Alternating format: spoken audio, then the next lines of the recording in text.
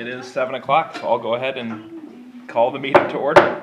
We'll start with a roll call. McKee here, Lanterman Here. Varenkamp Here. Nichols. Here. And Councilor Bodema is absent, I believe, somewhere flying home from New York or Correct. somewhere over there. So the flight unfortunately got delayed, so he won't be able to make it. If you'd like to stand and join me in the Pledge of Allegiance.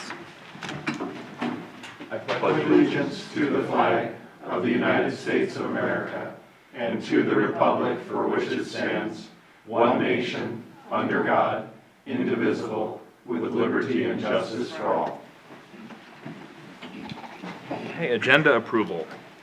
Is there anything from staff? Looks like a couple additions. Yes, 3 changes, Mayor. Item 6A was updated. Item 8 was added. Item 10 was added. Okay. And anything from council? All right. Then I will entertain a motion to approve the agenda as amended. So moved. Second.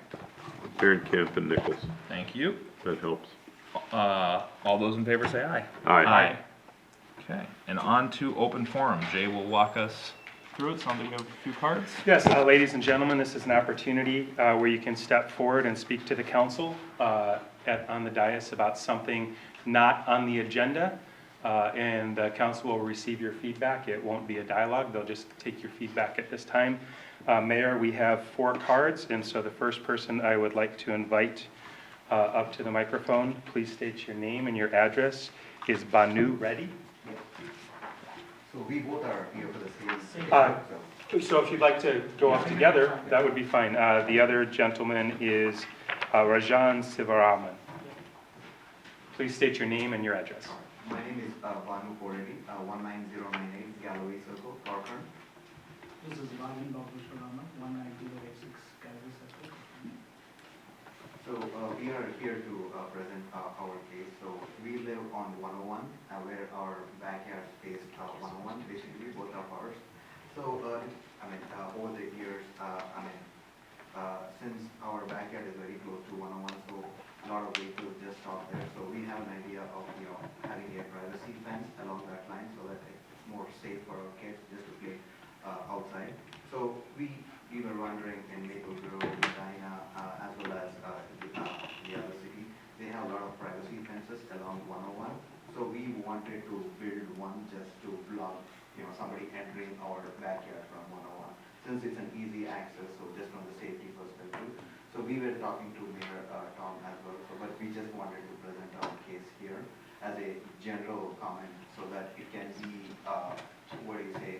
reviewed for the entire city just from the safety purpose along 101. Yeah, I think the city ordinance right now is to set up 100 feet setback is what the city ordinance, and certain cases they do allow us, looks like 60 feet. 60 feet or 100 feet is almost half of our yard, and that would not allow our kids to play properly. So we would like to have that reduced to do the ordinance that we have as a city along the line of 101, so that we are able to make the privacy fence for the safety of our family. That's our goal we have.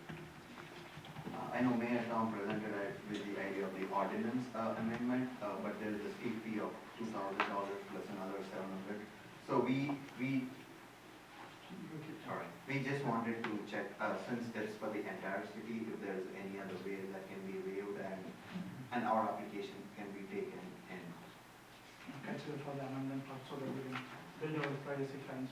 We were thinking of doing it this fall so that kids can start playing during the winter as well as coming summer as well. So we wanted the city to request to look at one as amendment as at a city cost. We would be happy to file application fees for the fences or anything, but we wanted the city to take up the amendment research and do the required amendment for us. Okay. Thank you very much. Thank you. Sure.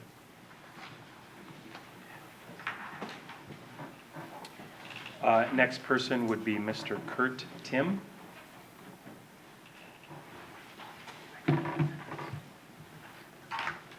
My name is Kurt Tim. I recently purchased a year ago A1 Optic Power, 7630 Commerce Street. That's the address probably on my home address.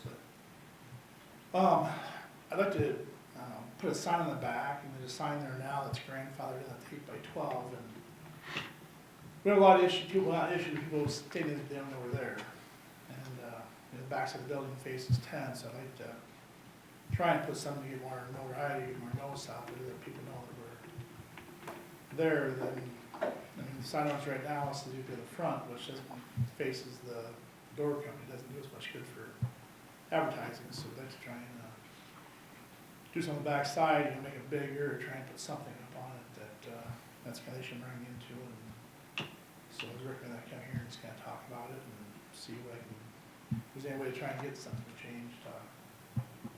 Put a sign on the back of the building at the front. Mr. Tim, have you reached out to staff at all to Yeah. discuss it?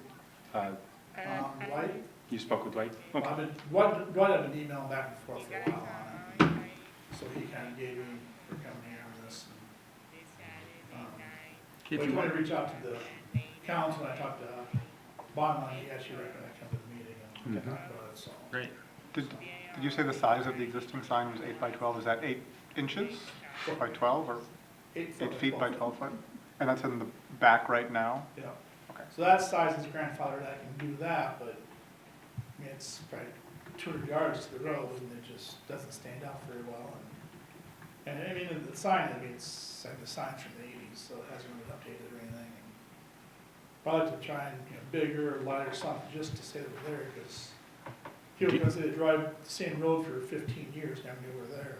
And Are you wanting to keep the grandfathered sign as well, or are you thinking potentially if you were to get it on a different side, you'd remove that? Like, are you wanting to add Replace signage it? or, I'd like to go bigger okay, than what's there right now. So Gotcha. ideally, if I could, I mean, we have, which I came with when I bought the business, there's a steel sign for steel chainsaws that the previous owner paid $5,000 for, but it's been sitting in storage for Okay. 15 years because it's a light-up sign and can't go up, but just, I just want to get more notice on the road for people to drive by. And that's, I mean, I think it's just trying to, people know the business is there. So you haven't met with Dwight yet, just I exchanged met with emails? Dwight. Okay, But it's more of an email correspondence, I met with him one time. okay. But I haven't, and he told me that, talking to you guys, the kind of next step would be $2,000 in escrow and with it, but I guess it's my first step rather than going down that path first to see if it's even something I can do or not, or what I can and can't do, I guess, is what I'm trying to. yeah, I think it would potentially be, again, I'd have to see kind of the details of Fair this specific situation. Well, either that potentially or an amendment to the sign ordinance, which is something that has come up a couple other times. Especially in this area In that of area, town. yep. Because the businesses are so close together, Right, they've expressed concerns about not being able to get noticed. right. So, yeah, maybe if you want to, we can touch base with Dwight certainly and kind of get a sense ourselves of that. Maybe we can set up a time to follow up with you and kind of get a better understanding of what your request is and then kind of come up with a potential game plan. So for you. I'll follow up with staff, and apparently Dwight's got your contact info, I've got your phone number. Yeah, from when you Dwight call. has my email and everything. Yeah, so we'll follow up after this. Yeah, I mean, I own up to 10, so I mean, I own, there's like 4 acres there with it, so. But there's nothing between me and the road, it's just, the 12 by 8 signs doesn't say much for people to see them drive by. Gotcha. Great. Thanks for coming in. Thank you guys, thanks for your time. Have a good Thank one. you. And then the last comment card that I've received, Mayor, is from Mr. Jason Bartels. All right.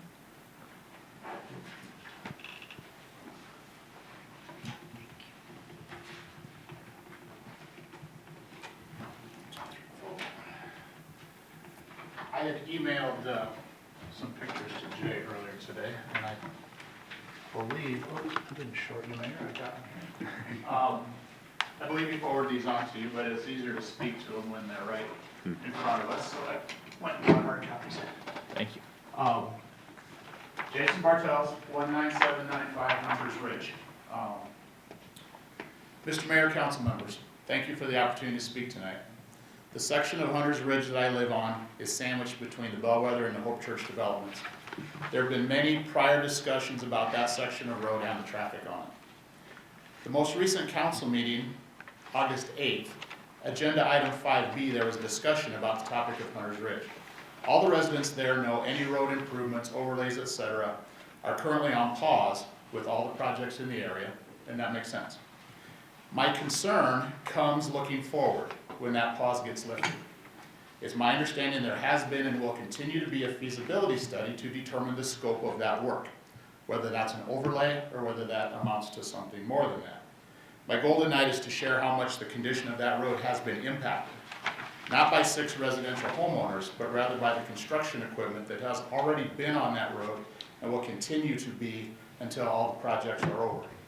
If there's a study that results in road improvement cost, it needs to be made clear which parties are responsible for that damage. The pictures that you have in front of you are just a sample of what we've been seeing. You can look at the first page. This is the equipment that has been used for the city water treatment plant. They come down Hunter's Ridge, they cut in behind the trees, and then they've been removing trees.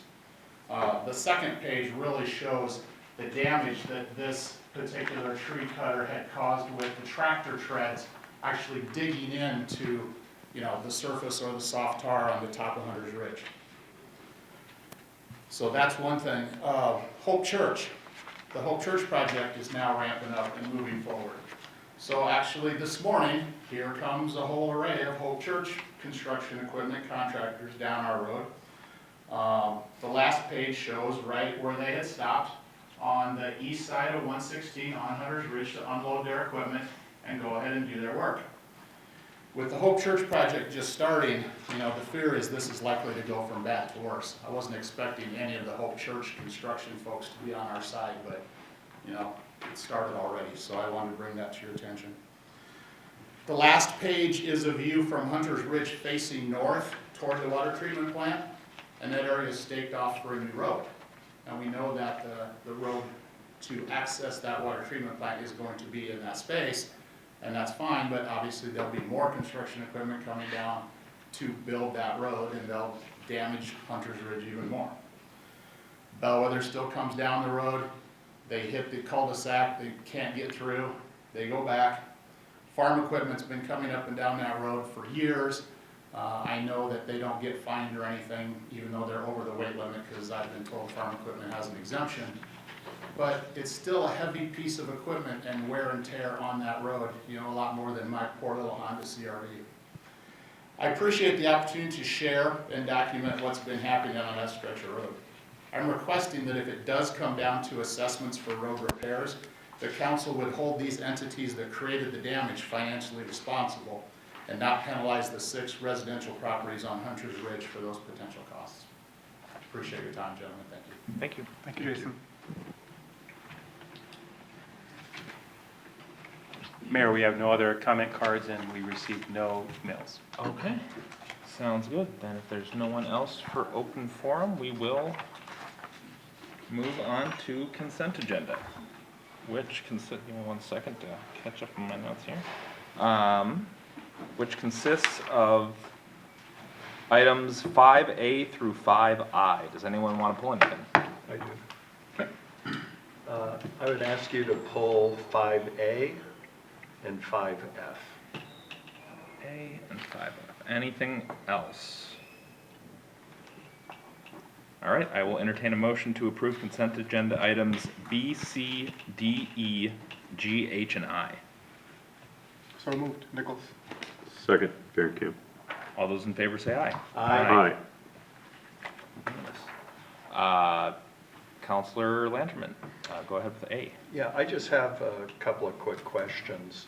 With respect to our IT vendor, you'll recall, I want to say it was probably 3 or 4 meetings ago, there was a question about double billing that occurred on an invoice. And when I am looking through the financial claims since then, I do not see a credit being issued, nor do I see that we skipped a payment. So I'm wondering where we are with that. I will have to follow up on that, Councilman Lenterman. I don't have a clear answer for that at this moment, but I will follow up and get the answer for that.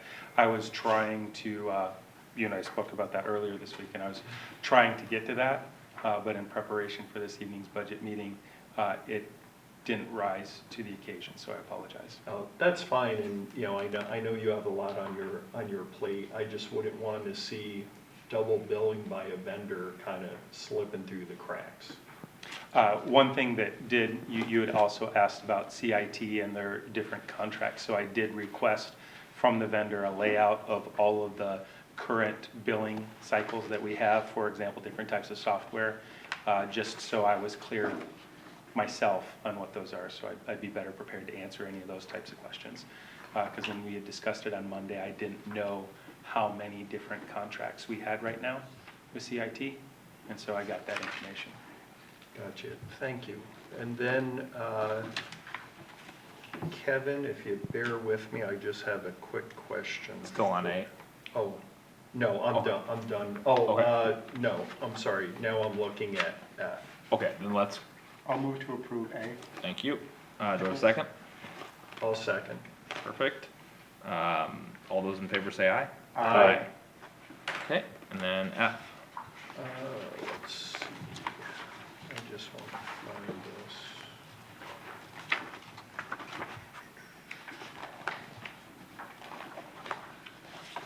All right, Kevin,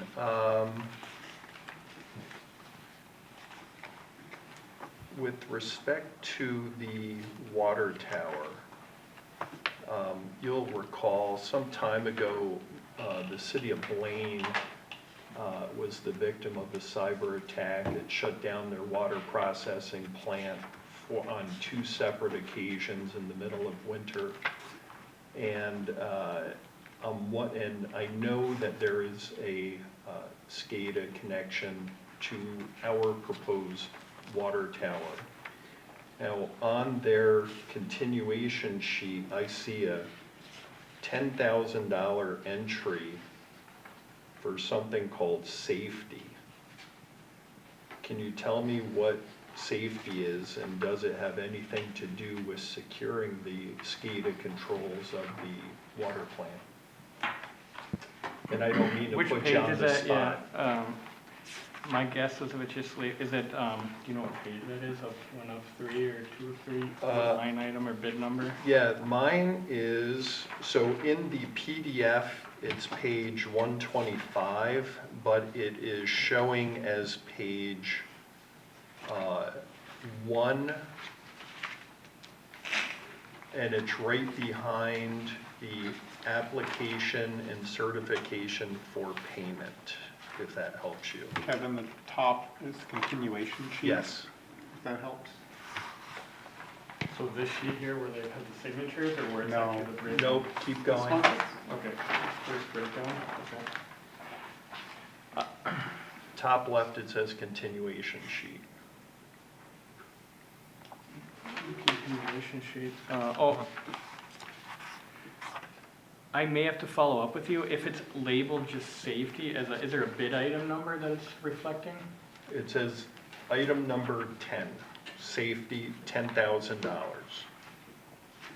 I mean, I would hope that safety I would think- just be built into the Yeah, project it's without like having to pay so extra this for it. contract, I'll have to follow up. So this is like a lump sum contract. So these kind of specialty contracts, water treatment plant, the water tower, their contracts are packaged differently than you see, say, City Center Drive or Steve Road.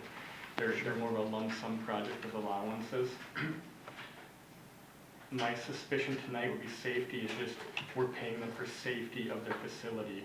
OSHA safety, other things as a line item. I don't think it wouldn't be called safety if it was related to the SCADA system. Okay, wouldn't safety just kind of come with, It's just how they break out these larger contracts. It's technically a lump sum contract, and they're just trying to categorize it for justification of payment, so. yeah, I get that, but, you know, when I go to Hy-Vee, I don't pay an extra fee for floor. I would just think that safety would be baked into it, so.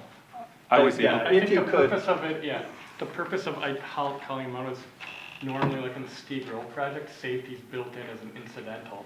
So it's spread through those costs, so you don't see a line item of safety. I think on these significantly more specialized projects, that their recommendation with those, and our engineering team's recommendation with those contracts is to highlight that. So I think if there is a safety issue, it creates less liability on the city because we're directly paying you for safety of the site. Now, I will have to confirm that that's what that bid item is for, but that's my speculation tonight.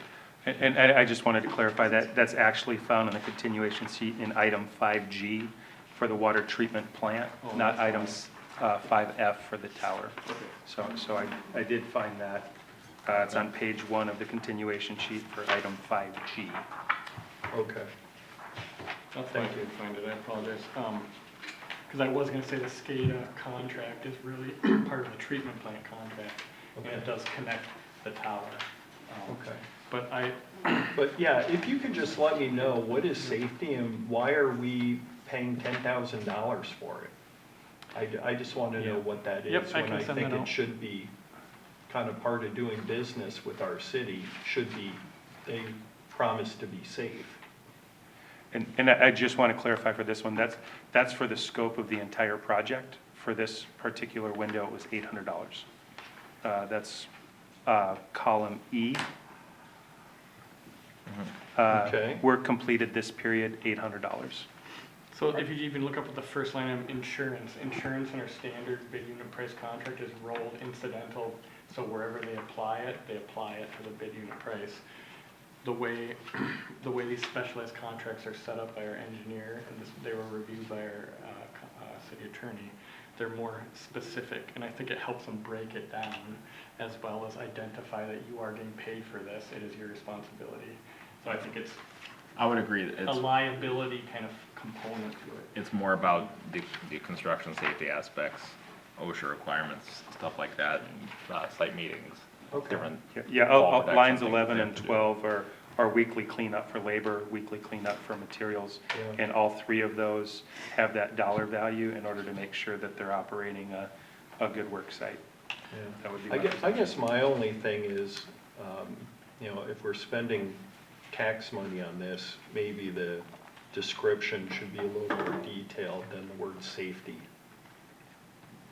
If I'm confused by this, I bet other people are too. So, thanks, Kevin. Yep. Perfect. And then, so the question was really on G. Kevin's gonna get a follow-up on that. Yep.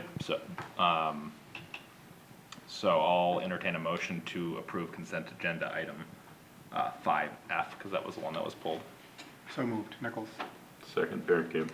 Thank you. All those in favor say aye. Aye. Okay. On to unfinished business. We have a public comment opportunity. If there's anyone that would like to speak, Jay can walk us through that on 6A. Yes, so item 6A, the preliminary budget and levy. If you have any comments, please move up to the microphone and speak to the dais on your comments for that item. Item 6A. Okay. And we will move into the item. Give me 1 second. Go. All right, Jay, did you want to start us off? Yes, so Mayor and Council, this is essentially this similar information as what was provided to you when we did our work session on August 8th. There's a couple reasons for that. One, the feedback that we had gotten wasn't clear for staff in order to identify any particular areas to reduce. And so as a result, we were going forward and then understanding that this might be an opportunity to get clarification on what those areas might be. Another reason is we're moving up towards the time that we need to pass a resolution as to our not to exceed levy limit. That needs to be submitted to the state at the end of September. And with some of the other things that we have coming before us, we wanted to make sure that we carve some time out to give due diligence to having a conversation about this topic. Lastly, as staff has worked on this, it's also important to note that we haven't gotten all of our final information from the county. And I alluded to that in an email, which makes it difficult for us to give you solid numbers when the county hasn't given us solid numbers. And so we have clarification on our requirements on the expense side, but in terms of what the tax capacity is going to be, and what our fiscal disparities contribution is going to be. Those two are not clear as of today. And so I was just on the website earlier this evening, seeing if I have clarification. So it's important to note, and that was noted on the proposed resolution, and when I sent you the update on what the tax rate would be, it had an asterisk next to it that said, note, the best information that we got on fiscal disparities right now is provided by the League of Minnesota Cities. We haven't gotten clarification from the county. And then our projected tax capacity is based off of last year's tax capacity, presuming that with what we've seen with growth, it's our best estimate. So, and then I also have Vicki, who has been working with us here, so together we will field some questions. I've talked with all of you about this, and so a proposed framework that I would ask you to consider is it might be helpful to go by council member and get your feedback on the budget so that we can capture that information specifically. I've shared with all of you some different ideas that I have. The concerns that I have are last year, previous staff that's no longer here made some decisions about cuts that didn't involve dialogue with the whole staff. And so I want to ensure that we have transparency and equitability in terms of what we're proposing.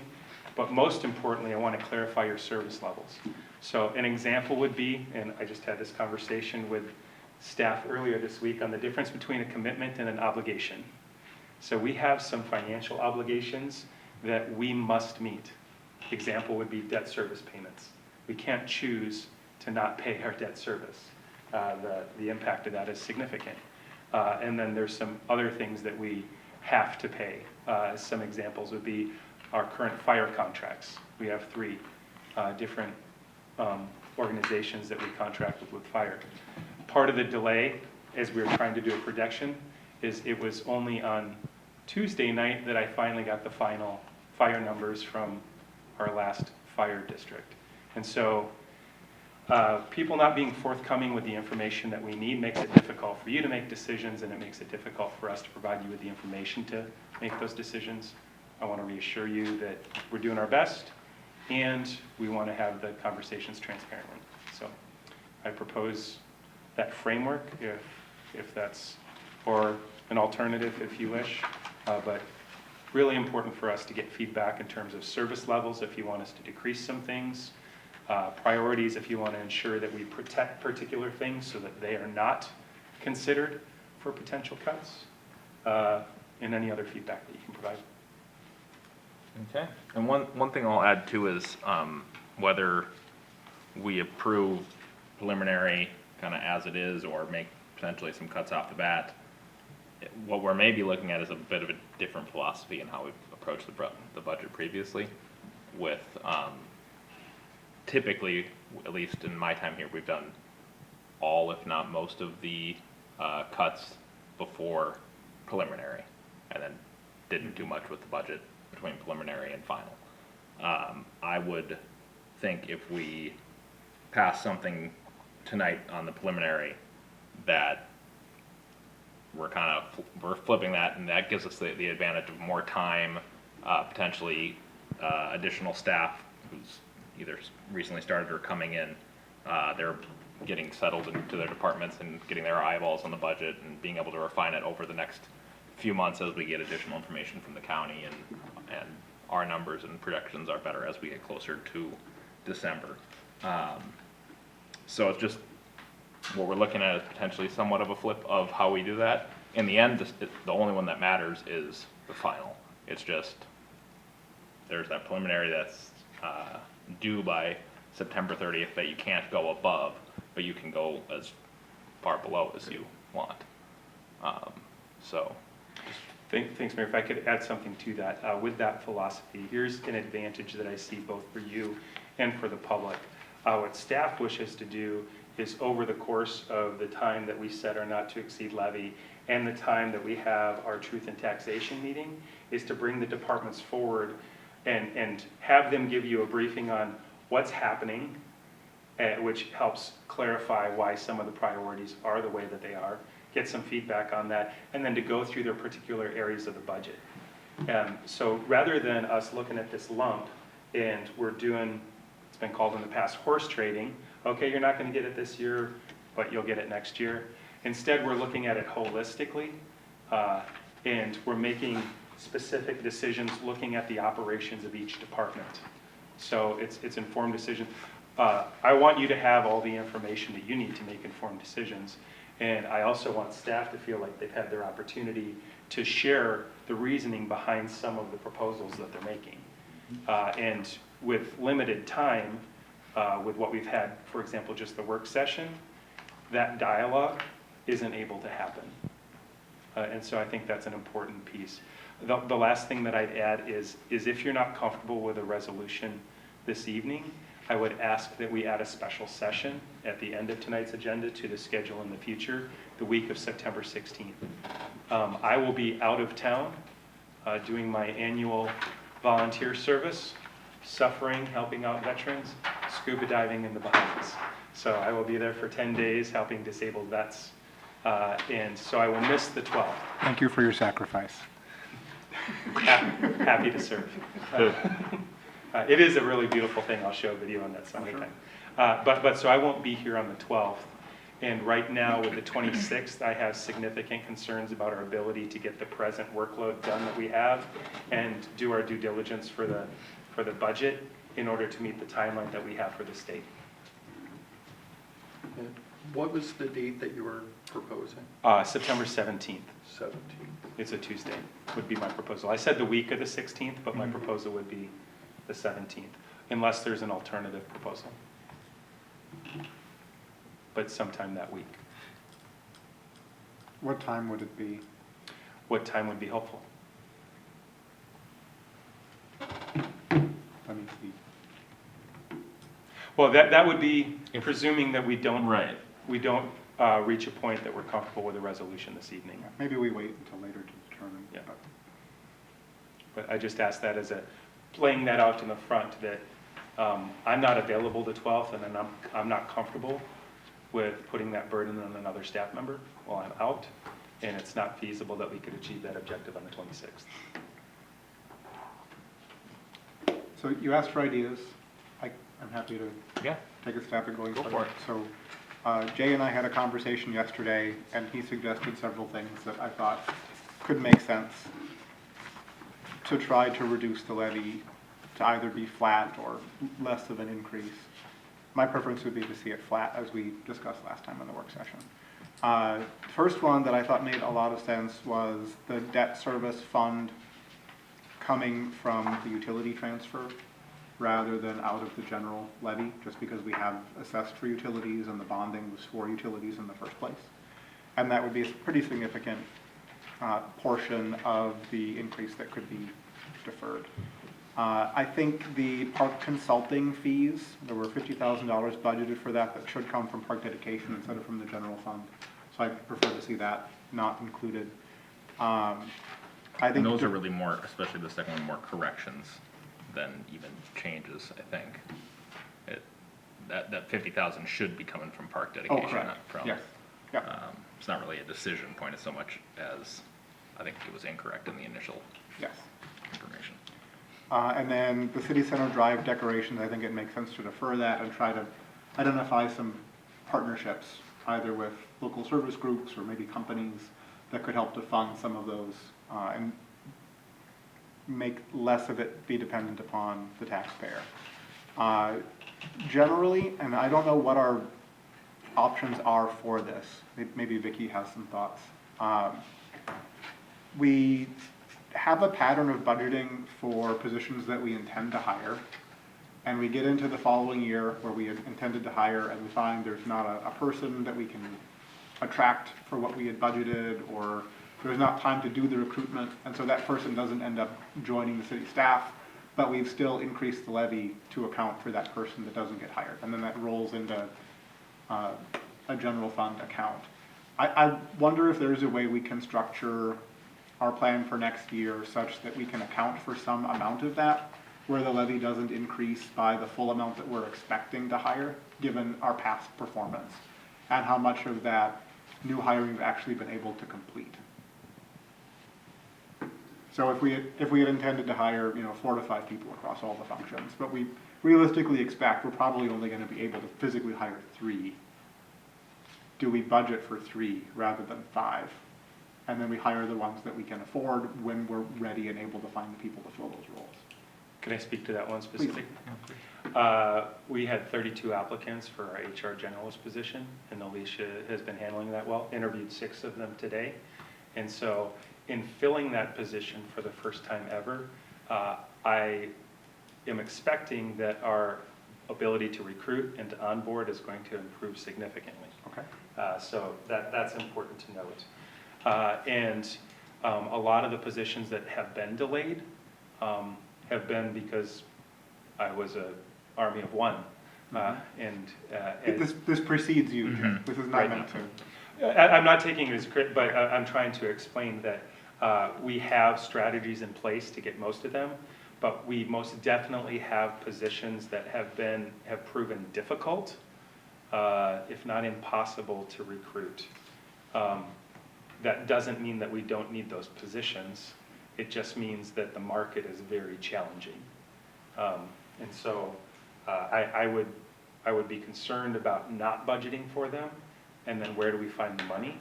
But also projecting forward for 2025, we're not looking at the same sweeping changes that have been proposed in previous years. So for example, just 2024, I think it's a total of 10 positions that have either been moved from part-time to full-time or have been created anew. At the most right now, it's mostly part-time positions that we're adding that already exist. So we're just multiplying that position for Public Works and the police department. The only full-time positions that we're looking at are in community development and in the police department, or public safety, I guess more accurately. So I recognize the impact of what you're saying, and it's been frustrating, but I'm optimistic that that's going to be a thing of the past. Thank you. All done? Yeah, for now. So tonight, are we talking about the specific cuts we want to see, or are we talking about setting up a time to talk more details? Both. Okay. So it's some guidance for us so that we can come back for proposals if you have specific things. So for example, that was helpful clarifying when we last had the conversation about the beautification. 4 council members were in favor of deferring totally, and then 1 council member wanted to consider having some, and then now that's changed, recognizing that deferring. So that's helpful clarification as you've had an opportunity to ruminate. I think the initial proposals that I've talked about with all of you will get us most of the way there, but they're not going to get us all of the way there. And when you're saying get us all the way there, would your recommendation or preference be that we still get into the weeds on making those cuts after preliminary? Okay, that's what I thought. So we still need to set a not to exceed levy, and then I think it's important, even if we aren't doing any cuts, for every department to have an opportunity to raise your awareness of how they're operating and where the money's going. Because you all get a lot of questions about that. And the more information that we can provide you, the better that you are in those engagements. You can educate the public, just as we try to educate the public. And I think having it here in this forum also becomes an avenue for public education. Having been a former finance manager, when you do the truth in taxation meeting, no one comes because they feel like the decision's already been made. And the truth of the matter, it is.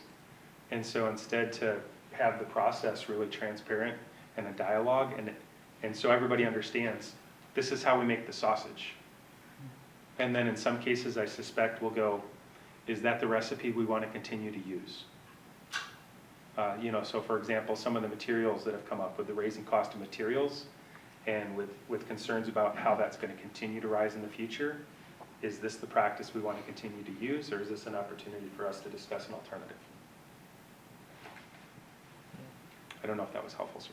Very helpful. It was, I have a number of comments, but I don't want to jump in and take Go ahead. up a bunch of time. I'll defer to Dean. You go right ahead, I'm not gonna take Jeremy. I'm not gonna, my thing, real quick, I'd rather see a number. And I've said it the last 2 years, we're gonna run into a wall where we aren't gonna be able to keep this flat. I don't know if we've gotten truthful numbers in the past. I'm feeling very strongly that we're gonna get truthful numbers this year, okay? And I think the initial number that we talked about last time, and then our conversation, Jay, I think you were saying it's about 12.2% above It's what about it was. 12.1%, and then the calculus that we use is so important. Yep, You know, with about 4% of that being people. If I'm saying it right, I'm trying to simplify it as much as I can. And the other 8% is inflation, I think was the quick numbers we were throwing I around thought it and was the stuff. opposite. Yeah, it would be the opposite way. but, Okay. yep. See how screwed up I am. So I would rather see the max, I would rather see a number, and then we whittle it after the fact. It's the way I do my budget. I'm hoping I can do this, but then realistically, this is what I'm gonna do by the end of the year. And we go from there. This is the way I'd rather do things than That's what's proven. what we've done in the past. So I'd rather do that, of just, So you're saying Here it you is. want to do it how it's being proposed? yep, Okay, yep. gotcha. And understand everybody, I'd love to keep our taxes flat too, but we're running in against some stuff and things the way they've been done in the past. We can't keep doing it like we've always done it, or we'll keep getting like we always got, so. Well, and again, whether it's tonight or the 17th or whatever we look at, whatever we pass to the preliminary is not what our actual budget is going to It's be. not final until it's final. The final is the final. Yep. And I think I'm agreeing with you that I like the methodology and the advantages it gives us by being able to have the time to break it down by department and have more eyeballs on it and more time on individual aspects of the budget to get to that final number in December, than trying to do it just for the sake of doing it ahead of preliminary, so that it's a good, feel-good thing beforehand. Jeremy? What do you think about taking out the items that we've agreed make sense to take out? Like the 200K for the debt service that would come from utilities, like the city center drive decorations, the 50K for park dedication, just so we can have that initial number be more realistic? Yeah, I'm not opposed to that. I guess I'd want to verify that all of those things, like I'm pretty sure the 50K for park services with HKGI is something that should go into park dedication. I'd want to verify that before it is. Okay. So like that one I'd be fine doing. And some just kind of the same with the other ones. I want to verify what you were saying about the debt service, out of utilities instead of out of the general fund. City Center Drive does seem like we have general consensus on that.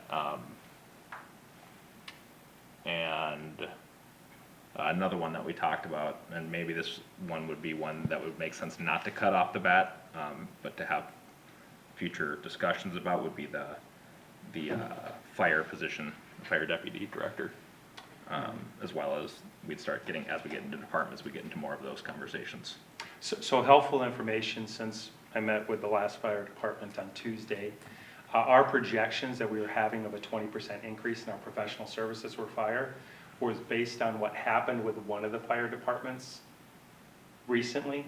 Many of you were on council when that happened, and there was a huge 20% increase. And so we were trying to project that. In reality, now that I have all the contracts in, I'm happy to report it was only an 8% increase.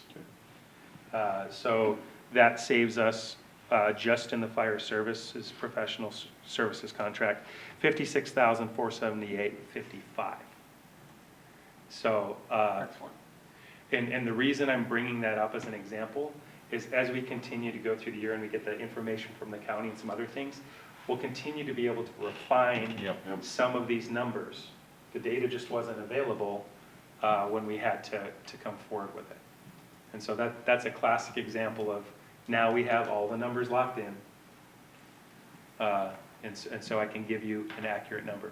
To your point, Councilmember Barringcamp, going back, I don't understand some of the projections that we're taking forward. So for example, with all of our different IT contracts, in 2023, we had $144,000 in all of our different types of IT contracts. But they only budgeted $120,000 when they built the budget. No, and so that's everything from our BCA contract, which is very complicated, to our BSNA system, to, I mean, there's a lot of different systems that we're on long-term agreements with. ADP, our payroll system. My point of bringing that up is we had historical numbers, but I suspect that it was in an effort to try and provide a flat rate. They didn't actually bring forward a real accurate projection for it. And I want to have a more transparent conversation than that. Yeah, appreciate it. I had a follow-up question on the fire item. Yes. I know Rogers had been accelerating their price increases for a period of time. Is this smaller increase indicative of what we could expect in the future? Or do we think that it could go up much faster in the future regardless of this year? Rumblings are that it's going to get uglier. And there's a couple reasons for it. New facilities, new equipment, but the biggest thing that's on the horizon that's going to impact fire services across the state is new OSHA requirements. And those new OSHA requirements are going to increase their costs as they have to add a whole bunch of different things to their, how they do business. To the Rogers, it actually only went up 8.4%. And our Rogers contract is largely based on valuation. So if we see, right, it's more so than the other contracts. So if we see, you know, a large-scale development or two in there that's high-value buildings, whether it's the business park or Hope. I think Hope is on in the Rogers area, I would think. As those come on board at their full valuation, we'll see that number go up. Whereas the calculation for our other contracts are estimated market value and total calls per year. So it kind of, waters down just the pure valuation increase that you're seeing and with all the new development. So it'd be nice if we had a similar contract there as our other ones that weren't purely valuation based, but Okay. not much we can do about it at the moment. Any chance that would change at the next contract renewal, or are they pretty locked into that model? Rogers is not going to be willing to change their model, and they're trying to persuade our other partners to adopt theirs.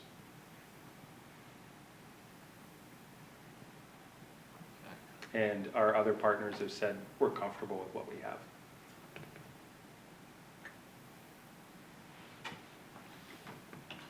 So, Interesting.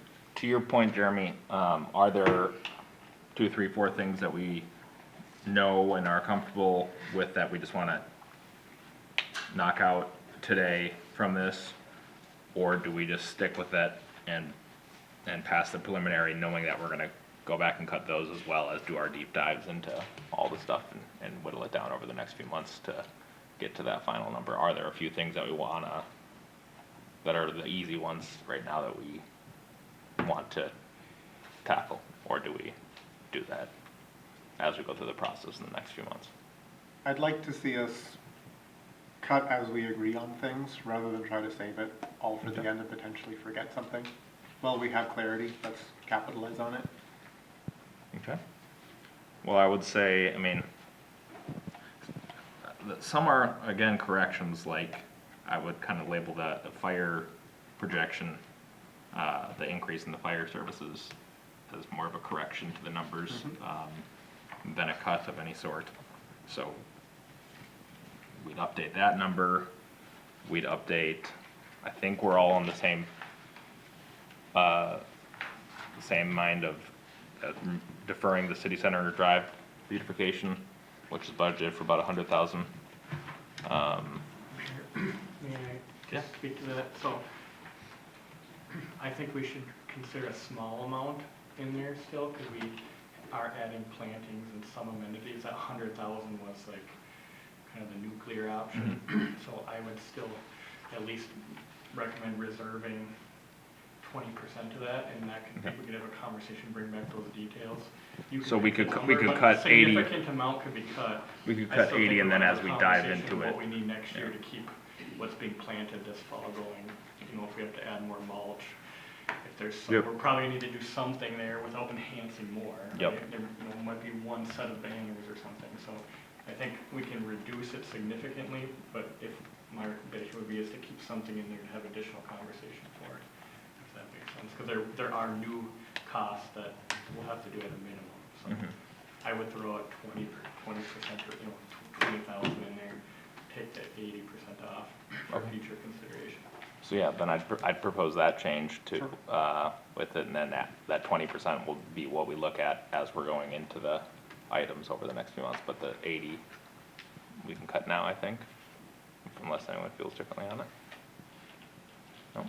Okay. I'm just waiting to jump in with Okay. my comments, so. Sounds good. I think I've just got one or two more that are kind of consensus ones. Did we get clarity on, or I kind of mentioned it, but I don't know if we got clarity on the first one that Jeremy was mentioning about the debt service? Where that's coming out of? So we can have that as a transfer from the utilities based on how it is, and that would be as simple as a line item change to the resolution. Are we all in And we agreement on that? already worked with Tammy Amdel with Northland for our long-term projections, so that we've got an understanding of what the implications of that are, and that briefing will come in September, if we choose to do that. Okay. And are you comfortable with that change, Jay? I am. Okay. I actually talked about it a lot with Vicky and with Tammy, and we agree that we think that this is actually the best choice for us. Don't know how it happened, but here we are going forward. This is the best choice. Gotcha. Let's see here, already did the park dedication one, the 50K, and then the rest, I think, are kind of ones that we'll get into over the next few months, as we kind of do a deep dive on with the budget before we get to final, unless there's any other consensus ones. I know Mark has some that he wants to discuss. Maybe we'll agree with Mark on something. Yeah? We'll see. So, you know, the proposed tax levy is 17.9% higher this year, but it's actually 35% higher than in 2023. You know, I think we should really focus on cutting our expenditures, because to me, and I recognize that this predates the current administration, but it seems to me like this is a money furnace. So I'd like to start with me. Please remove my salary from the city council expenditure. So that's cut one. Number two, under election, I see a $2,000 operating supply expense. Is there a special election in 2025? If you look in past years, that number is usually significantly higher, but we have some maintenance requirements on the equipment, even when we don't have an election, to ensure that it's functional for the following year. Okay, And so so- that's like repair and not Repair and supply? maintenance, that's the absolute minimum, and we may not need all of that, but we do need to earmark some funds to ensure that the equipment stays functional. It'll be a school board election year next year too. Yeah. So under finance, I see salaries of $171,000 in addition to $100,000 being budgeted for professional services. What are those services? Is that the audit function? Yes, so it breaks down, just a second, I can actually speak to that.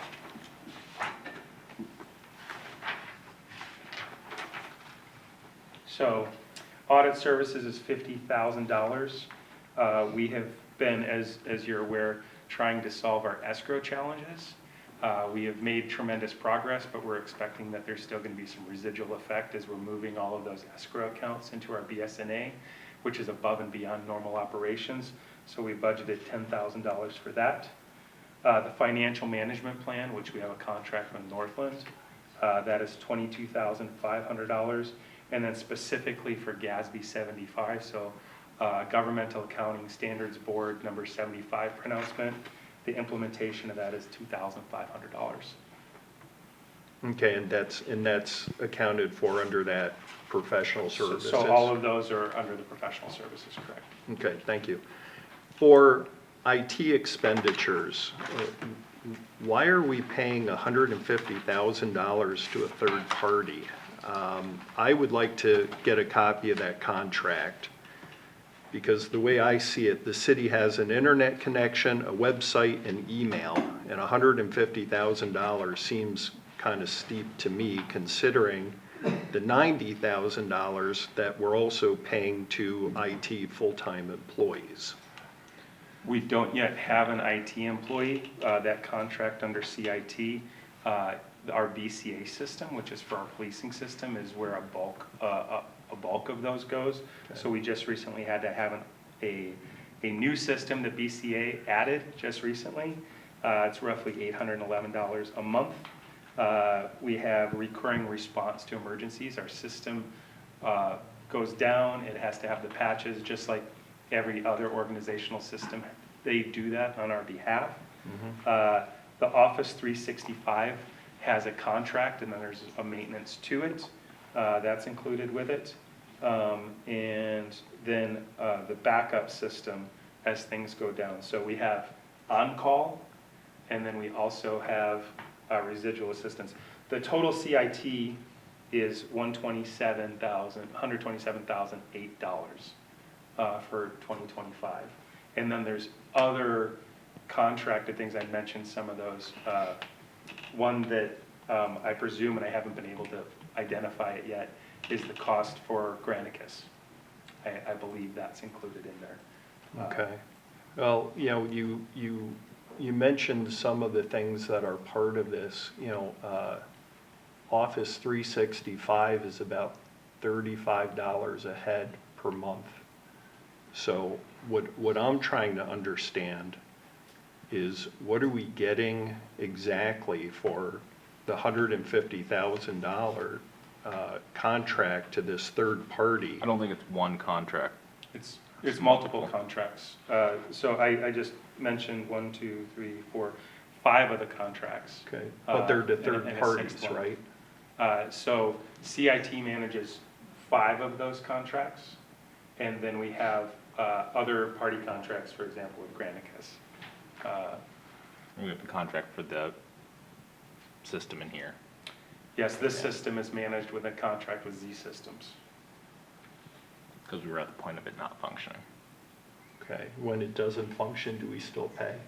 It hasn't been a problem since we've gotten that system, or that contract. All right, could I still get a copy of those Absolutely. contracts? I can provide the details on the contracts for you.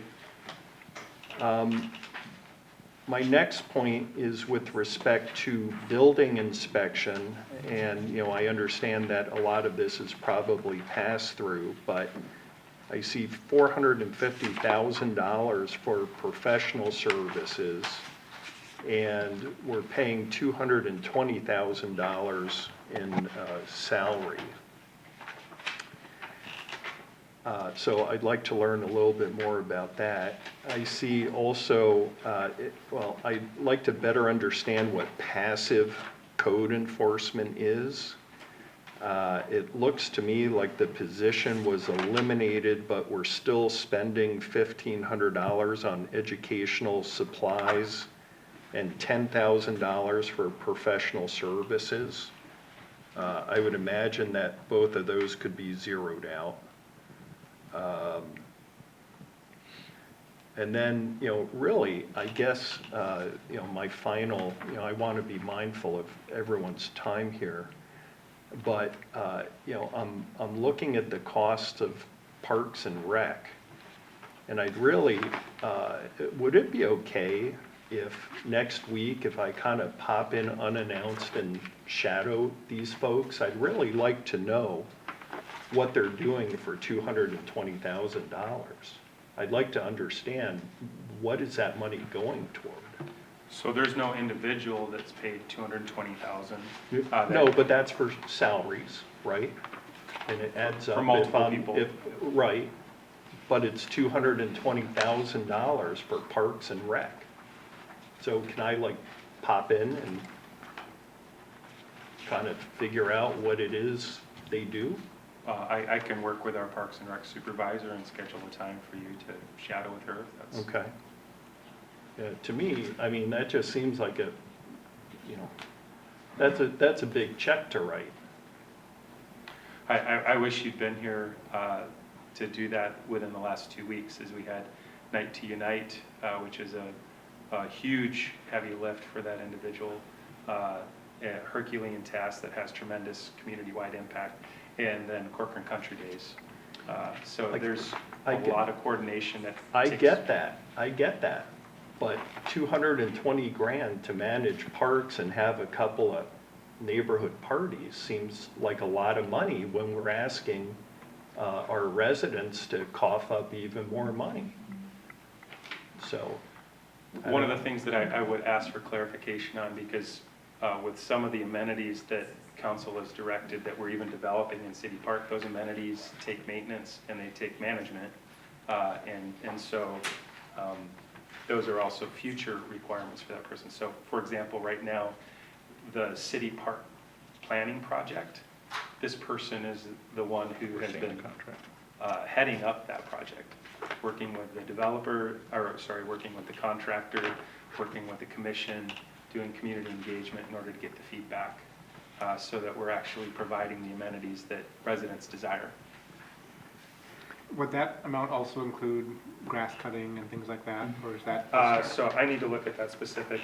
Part-timers provide the grass cutting, and part of the increase for the part-time budget for 2025 is we're increasing the acreage that we have, and so it takes more people to mow more acres.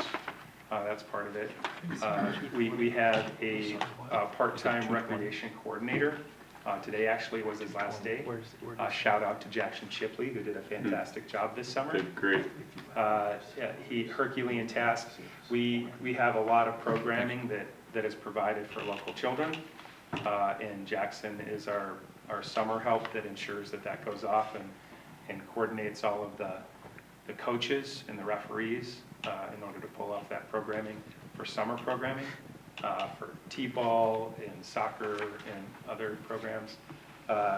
And then also included on the park side is rink attendance,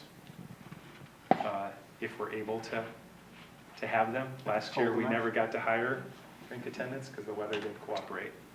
Yeah, and I truly appreciate all of that. I just think that if we are asking residents to cough up more money, we should start cutting before we ask for more. And I think it's unfair to expect residents who are struggling to come up with more money for Parks and Rec. And, you know, that may be unpopular, but, you know, balancing budgets that's not a fun thing to talk about, but sometimes, you know, you gotta make tough decisions. So that's all I had to say about the budget. Appreciate it. And I don't necessarily disagree, actually agree or disagree with specific to that, but I think that type of deep dive is exactly what we need to be doing and should be doing throughout the next few months as we get to that final budget. As opposed to some of the other stuff that we're talking about that I think we can knock out. Yeah, we need to collaborate between staff Right. and us. Because a lot of that involves feedback that we need to get, that you'd like to see, that we'd all like to see. We don't like to see it. Contracts, details on what some of those specific dollars are going towards. I had one more question. Oh, yeah. Kevin, could I, and again, I don't mean to put you on the spot, but I see, you know, we spent last year looks like we spent $4,000 on radios, and we're looking to spend another $5,000 on radios. Having used radios my entire career, I know they don't have a 1-year shelf life. Is there, like, do they, like, expire? No, that's actually the user fee that we get charged to operate them, so that's what that cost goes to. So, okay, so you have to buy them and then you pay someone to use them? Yeah, it's just a monthly fee that Hennepin County to be part of their system and their encrypted system. It's same, police has the same Yeah, thing, it is those radios. unfortunately a thing. They have a monthly fee associated each radio. Okay. That's actually the other big expense, fire related wise, that in addition to OSHA, that is being proposed is a huge broadening of that system to incorporate all fire departments on the same channel and dispatch, which would make radio costs skyrocket for smaller departments like Loretto Yeah. or West Suburban. So or that's just like a Hanover. maintenance, monthly maintenance fee that doesn't include replacement or anything Okay. like that. So that's- All right, that's good to know. I didn't And know that. and maybe if we can, you know, in our budget documentation, maybe if we can put some additional details, because when I just see radio cost, you know, I don't like that. But if I understand that it's for, you know, some lame Hennepin County made-up surcharge, then I get it. There's nothing we can do about that. But my final question is, I see in the budget $15,000 for uniforms.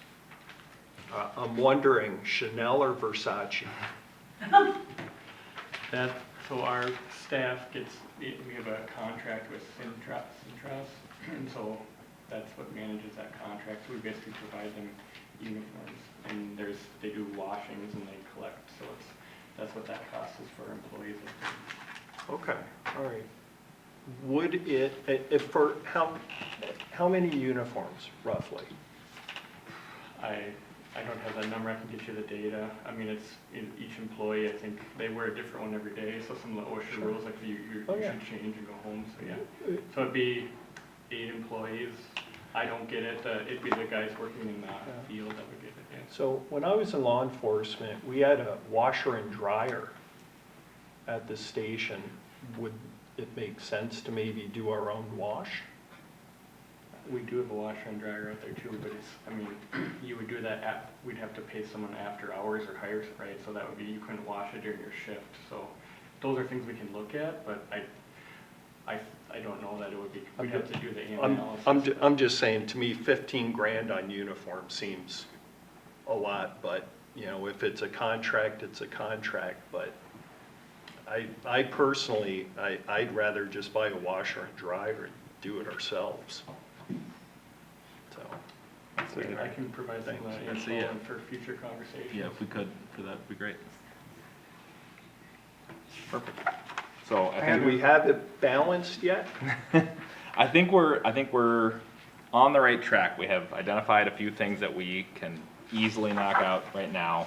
I think get a preliminary, that ceiling done, and then this type of analysis is what we're gonna be diving into quite a bit over the next September, October, November, December, 4 months.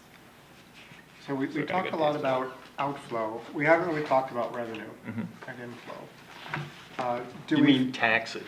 No. I don't. Revenue? Let me talk. Okay. So the budget has $385,000 in expected interest income.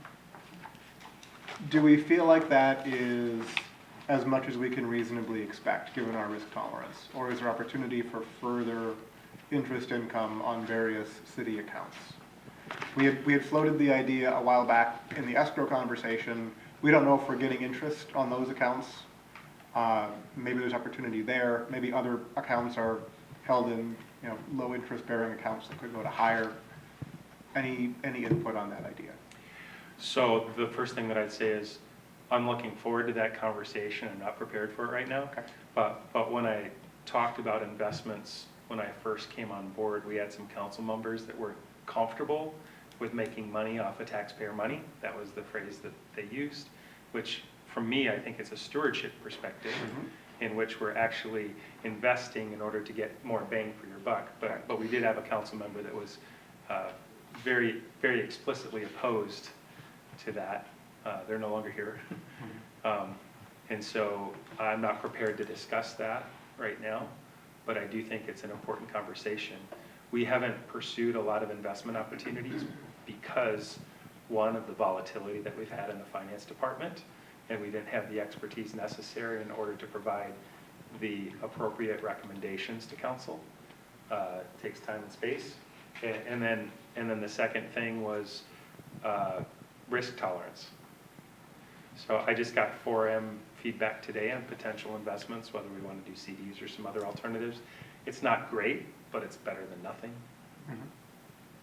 And if we don't need the money, we've projected our requirements well. Our long-term financial plan, I think, is solid. And so doing something with that money makes a lot of sense. I agree. I didn't see charitable gambling, but we do have an account that's accrued to some level, and I think we're making, I don't know, $30,000 to $50,000 a year there, but it's not used for anything, and it's not accounted for as revenue. That might be another opportunity to use that to offset other costs. We have used it a bit. We use it for Birchwood School. Yep. Or Birchville School. I think that's been it. But But there are a there's wide variety limits. of things we could do. But there's limits on what that I don't know can if be there's used. a There wide- are limits, but it's much broader than what we've done in the past. And there are things that we do have to do that we could use that money to cover. So that would be another opportunity. We might be, I'll check it, we might be able to use that for beautification. Yeah, absolutely. Yeah, I'm open to That was one of that those park conversation uses. for sure. And then the code enforcement piece. I've mentioned a few times the idea of having code enforcement take a more active role in new developments, where we know there's lots of folks coming and going, operating in ways that are not consistent with a long-term interest in the neighborhood. We see a lot of issues and complaints. We heard from somebody tonight that talked about that. We've heard from people in all the neighborhoods that are under construction about different things that have happened. Is there a way to offset some of the cost that we have to bear for having the complaint-based code enforcement that we do have with fees in those maybe focus areas of the city? Could we establish a program where we have a certain part of code that deals with certain kinds of violations in certain areas that might have fees associated with violation that could cover the cost of code enforcement activity? In my limited experience with code enforcement, I haven't seen successful fee collection, but I've seen a lot of people get upset. So I think that the strategy that we have of a passive. So I wouldn't use it complaint-based- against individual homeowners. I would apply it in cases where you've got, construction zones and people are obstructing sidewalks and doing other things that violate code requirements for, say, corporate owners. So I will defer and I'll talk with Might our be- might legal, be Thames, with Thames yeah. about it, because one of my concerns would be, it looks like we're picking and choosing who we're going to enforce code on. That's the optics of it that I would see, is that we're only enforcing these types of codes who happen to be developers with deep pockets. I think the other side of it, though, is where do you see the majority of the problem? Where are the violations occurring? And where do you, if you have to invest 50 to 70% of your time policing a certain area or a certain entity, there may be justification for having a fee to cover that cost. And you'll see right now in code enforcement, we have $0 for staff, because we have zero capacity for staff. So the $10,000 that was in there related to contracting, that was for specific types of code enforcement requesting assistance. But I haven't seen that used a lot. I think it's more of an earmark than it's been a high-level requirement. But otherwise, I agree with Councilmember Lanterman that code enforcement at this point is projected to be a blank slate. And so that would be a shift from staff's current plan going forward, but definitely something that we've talked about. I think it's certainly a discussion we can have. I don't know that it's anything we can change on the preliminary numbers. Not with. tonight. Yeah, Yeah. but a topic among many to dive into. So what do we think? Do we think we can amend on the fly here those couple of items? And then are we comfortable with passing the ceiling here and then knowing that we'll be diving in over the next 4 months to get down to our final number? Which specific edits? So we have the debt service, coming out of utility fund, which was what, Jeremy? So if you look at the resolution, it's line number 3. It's $207,585, improvement bond 2016A. So we would simply redline that out. So it'd be that, it'd be the 50,000 for HKGI to park dedication instead of out of the general fund like it is currently. I'm not finding the resolution. You do 130,000 out of the general property levy, 80,000 from the beautification element, and 50,000 from special education. So what does that total to? 8. 80 plus the first one was 2. For whatever reason, I took out the resolution. Probably to look at it and did not put it back in my packet. If you recheck my math, I believe that's $8,342,249 for the property tax levy. Yes. And then decrease that by, I do have all the numbers ready if you'd like me to summarize. oh, That'd be great. Okay. please, give them to us. Any chance you can put it on the screen? She She probably is. can't, sorry. Oh, yeah, we can. Apologies. We have the technology. Kind of rough scratches, but, So, Plug and push, alright, a little bit. right?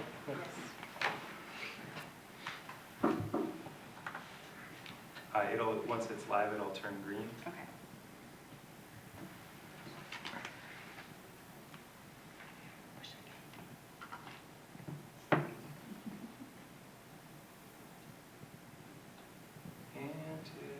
I'm on my hotspot, I don't know if that, It should. There you go. push it? Yep, no. Good.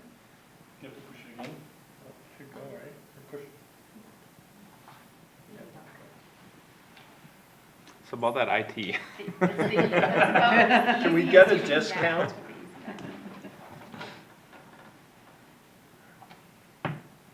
Yeah, it might be because you're on the hotspot. Okay, well, Okay. I'll just verbally talk through some numbers then. Fine. I was tracking a couple other revisions as you were talking. Perfect. In addition to, I did make a note coming into this evening's meeting that we did receive the release numbers on the small city transportation advancement account, which will bring $29,631 to the city of Corcoran next year, which is another element we could add into the revenue budget if the council so chooses. So that, if we just went with those 3 items, How about, we, I'm sorry. in addition to the bond, And how about the Yeah, we have fire the increase? fire decreases. 56.5? Yep. Okay, I'll include that one as well. So I'm setting the bond aside because I'd already taken that out of my numbers. So I have a total additional revisions tonight of $216,131. 16,131. So that would reduce the line for the general fund to $8,256,118. I'll pause there for a minute. And then the overall sum for 2025 with all your debt service levies is $9,441,047. And I can tell you, council, that again, based on our very preliminary numbers about tax capacity, fiscal disparities, all the things that Administrator Tobin mentioned, that's almost just above a 44% tax rate. So up about a percent and a half from last year's tax rate, which my professional opinion, knowing that some of these numbers are still prelim, I was going to suggest to you tonight start 1% higher on your tax rate. We can always bring it down for a flat tax rate by the end, but at least give yourself some cushion for when those final fiscal disparities numbers settle out. Great, thank you. So are we comfortable with the changes that are highlighted there, and then that's what we work with? I'm more comfortable starting from 1.5% up than 4% up. Yeah. Yes. what we're talking about. Not yet. Progress. Well, for Good starting point. So I'll entertain a motion to amend, resolution, someone help me with the number. 2024-95. That one, 2024-95, as just laid out by staff. I will make that motion, Nichols. Do I have a second? I'll second it. Any further discussion? All those in favor say aye. Aye. Aye. All righty. We've got a starting point? So you just edited it. Yes. So I have to approve it. Yep, thank you. I will entertain a motion to approve resolution 2024-95. I will make that motion, Nichols. Do we have a second? Second, Beckton. Any further discussion? All those in favor say aye. Aye. Thank you very much. We've got a lot of work to do, but good starting point. Thank you, staff. Thank you, council, for getting through that. And we'll have some fun times diving into the numbers over the next few months, so. To clarify, Mayor and Council, my intention would be for us to, on that first meetings of the month, schedule 1 or 2 departments based upon how heavy the lift is. For them to do both an overview of some of their operations and then to delve into the budget, if that's an acceptable proposal. Yeah, Good way to do it. I think that'd be great. Okay, we'll move on to staff reports, planning project update, anything of note? Natalie's maybe virtual, but I don't know if It's we. online, but I don't think there's any other comments. It's just our standard, don't think there's been anything too significant change from our last meeting on there. We'll go on to council reports. Does anyone have anything they'd like to discuss? I just wanted to touch base on Banu's comment in Okay. public comment in the beginning. Yeah, go ahead. So we allow landscaping in that setback from county roads as a way to allow people to achieve a smaller setback. Would we ever consider a fence if it's decorative enough to be that type of landscaping that can be in the setback? Or is the fence always considered something that has to be inside the setback area? Maybe that's a question for someone who's not here. There's been a lot of discussion with those 2 residents, and I've been tracking the discussion. So they've been given a way ahead, and because the whole development hasn't been turned over yet, it would actually, for this level of change, would require a PUD amendment, is what was explained to me by staff. We can't do a variance? I don't know if they'd meet a variance anyway. What's that? I don't know if Thank they you. necessarily meet the requirements of a variance. Or a zoning ordinance amendment would be an alternative as well. But I think the timing of it is part of what makes it complicated, in terms of who's responsible for the request. Because there was a similar issue with a fence by a existing landowner around Ravinia where a fence went up, but the process to do it was a PUD amendment. And there was history between Lennar and that property owner, which had the motivation to get Lennar to get that done, that I don't know necessarily exists here, at least right now. But yeah, I think that would make sense that because of the way. There was some extended communication about what the steps would be in terms of staff communicating with them what would be required. Which also, there was a lot of exchanges on how to do it, and it's complicated. It might be complicated, less complicated if they have some patience for it to wait, it becomes less complicated, or if they're motivated enough. Staff was having a hard time seeing how they could achieve their objective of having that fence installed this fall. Yeah. Yeah. They could plant trees this fall. And they were given a list of all the different ways that they could plant trees: overstory deciduous trees, overstory coniferous trees, ornamental trees, different types of shrubs, lots of recommendations. Evergreen Right. hedge. Okay. Kevin, When is that development gonna close? If he had a crystal ball, he could tell you. We're pushing, I mean, they did some big corrections in the 7th edition, that was a big hurdle. I think they have still to do the trails, which has been a thorn. I know I'd have to probably give you an update, I mean, we're pushing them for this year, so there's some escrow reconciliation that has to happen. They're moving more than they had in the past. Yeah, Yeah, but we put a pretty big line in the sand in the spring, Mhm. and I feel like they haven't come up fully to that line. Maybe some justify, maybe some not. Are we at a point now where we should be starting to do the work and pulling letters of credit? I think the main things that aren't, the biggest main things that I recall aren't done is the trail. I think a lot of the other, I think the trail and the escrow reconciliation for at least some of those early phases that we had the conversation with in the last 9 months. I think if the trail's done and the escrows are reconciled, I think they're very close. So I think if we have any issues with collecting or getting those through, then I would agree with you. My opinion is they're doing slow and steady, they're doing enough to Keep the wolves at the door? use your phrase. I do think those are the two biggest things, at least for the first, half a dozen editions.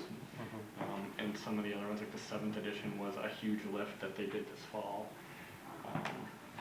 I think some of the other stuff is, they got, the middle of summer is a tough planting season. I think they have some landscaping inspections due here in September. So some of that, we just have to wait to run out the clock and some of the stuff. So I would say, great question. I would say if we run into issues here going into early fall, then I would support. Could you keep us informed as we get into fall? Yeah. So I mean, I think the trails and the escrows are the things that are, at least for those first 6 that I can think of that need to get done to close them out and put them into warranty. Keep in mind then they just go into warranty for 2 years. So, Yep.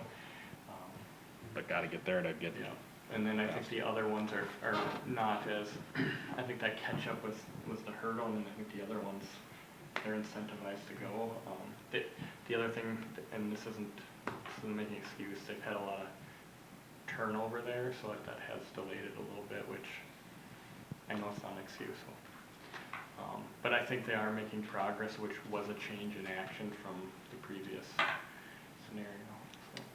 Just so you know, the things that were destroying the trails, those invasive willows, they started to grow back again after they removed them. So they might need to come back out and hit them again. I think that's going to be something that we just have to deal with over time for sure. But yes, as we monitor that, we'll.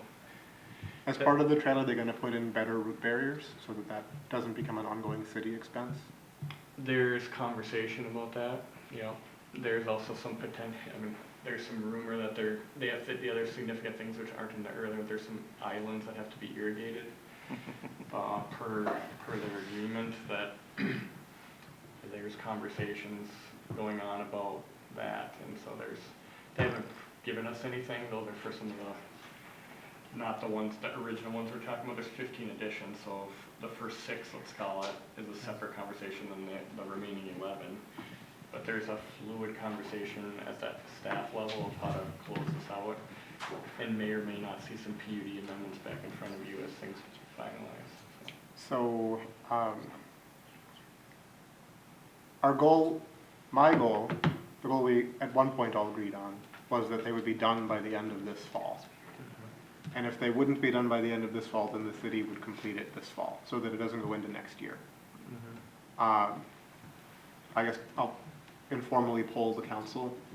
Are we still on that page, or does anybody want to continue to show patience beyond this year? I guess to me, it would be really important what those updates look like as we get into fall. If they're on track to get those trails done and those last items done that Kevin was talking about, I'm okay with the progress that's been made, because it's a lot more than it was essentially no progress to now they're actually making significant changes. And I guess I wouldn't want to be in a position where the things that have come up since that are genuine issues that weren't known about before, that we're lumping that into the timeline that we already had kind of unofficially set. So if they get the item, the main, big ticket items that we had talked about by this fall, like the trails, I'm okay with them continuing as is. If we run into some roadblocks, then I would support. It'll Should be we try to interesting. get dates then on when they'll have the trails done? Can they commit to that and let us know? I can try to get an update. Quite honestly, we've had the wettest summer here in a long time, if not ever, and those trails are low lying. They actually were out there one time and tried to go down them, and they were destroying the trail more. I'm trying to be fair to everyone, our side and their side. Could you, how about, could you see if you could get a projection Yep, from I them? can ask for an update from them for everyone and bring it back on the, put it in the packer, distribute it. I do think the trail is critical, and I want to bracket it at one, the first 6 is where we've kind of been focusing and sending those, had that conversation. So I do want to, don't want to plateau the whole development, but I do think I've seen progress in all phases. But the one remaining item that we have told them to get done is the trails this fall, and they're aware of it, and they're saying they're going to get it done. I would, if that doesn't happen, I think that's the conversation to be had. I expect it gets done. All the information we had, like I said, they tried to go out and do it one time already, and it caused more problems than good, and we don't want it to be built under that condition anyway. So presuming the trails get corrected in those 6 additions that we had talked about, and then we're remaining on escrow and cleanup and paperwork, that can all be done through the winter if we wanted to take action on that. So I really think to address the previous concerns, it's getting the trails done in those additions. And then if we don't see progress, or we want to regroup over the winter on closing out the whole development, I think it's a future conversation. So Have they finished their build now? Are they done selling homes? If they're not done, they're down to like 1. They're Yeah. in low single digits, if not completed I think now. it's completed, but just. Some of the remaining ones were goldenrod. I think I drove through there on a half more inspections. I think they're done. So saw it. they might be all done or 1 lot left. I mean, they're significantly done, so. It'll be telling too here in the weeks and months ahead how they're able to continue this progress, because a key person that we were having a lot of positive impact with isn't that There's a red person. flag. Yeah. I mean, the trail's a huge issue for some of the previous conversations. If that doesn't get done, then we have to have a conversation about what we're doing. But I anticipate, based on what they've done in 2024, that they will get done, presuming we can get down in there. And we have a little bit drier fall. So if we continue to get rain, the rain that we've had the whole year. It'll be crazy winter, but. Yeah, because I mean, we can't challenge them if we have the wettest. I mean, there's some things that we just can't do other than, reassert that it needs to be done as soon as conditions allow. And we could have that conversation if we need to at that point in time. Sounds good. And then the comment from Jason Bartels on road repair costs in the beginning. Do we have the ability to do that kind of assessment for people who damage a road if we're going to have to repair it? I would imagine that we don't. Is that true? And also, like, one of the pictures there was the one with the most significant damage. I think it was picture number 2. That was a subcontractor on the water treatment plant project. So we've documented that, and we'll address it through that contract mechanism, whether it's a patch or whatever. So I think that's how we would address damage. So if somebody sees damage, please let us know so we can document it and deal with it through the contract methods. Could you withhold payment? We could, yeah, that's part of, So we That would be withhold- my recommendation. Don't pay them until it's fixed. Correct, yeah, so that we take retainage on all the contracts, and then that gets reduced when the outstanding items list gets reduced. So that's the, you'll see that as we take 5% off the top, and then as it's done, it gets reduced, so. Yeah, because once we pay them, then we're gonna have to chase them, and I don't want to do that. So I'd say, don't pay them, make them fix it.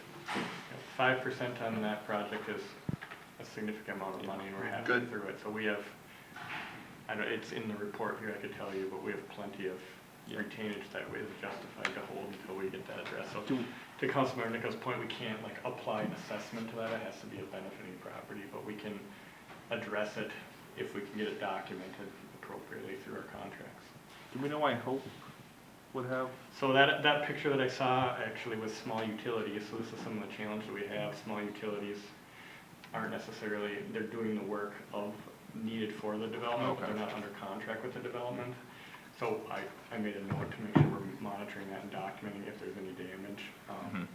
It's a public roadway, so we can't like restrict them from that area, but we can document if they damage anything. And in that case, I didn't see any damage. We can make sure our team looks at it, you know, just on a picture. But there certainly was damage in that one picture, and that was already documented previously. We've talked to the gentleman, and he lets us know when things are going on, so that's appreciated. You know, we don't have full staff everywhere in every project site at all times, so we encourage, if you're seeing something that doesn't look right, make sure we know so we can, you know, use the tools we have to make sure we can address it. If it's sometimes too late, we can't do anything about it, so it's very important to let us know and our team know. Thank you, Gavin. Mark, do you have one?